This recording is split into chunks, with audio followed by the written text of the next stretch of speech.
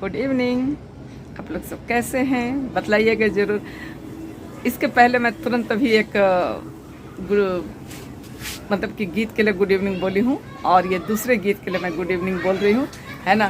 तो चलिए आप लोग पूरे गीत संगीत के साथ बने रहिए और आप लोगों को ये गीत संगीत कैसा लगा सुनने में आप लोग कमेंट करके बतलाइएगा ज़रूर। ये रहा मेरे पीछे का बैकग्राउंड, है ना।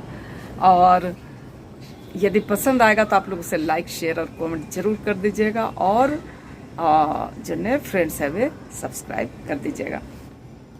गीत का बोल है कुहू कुहू कोयल बोले, पीहू पीहू कोयल बोले।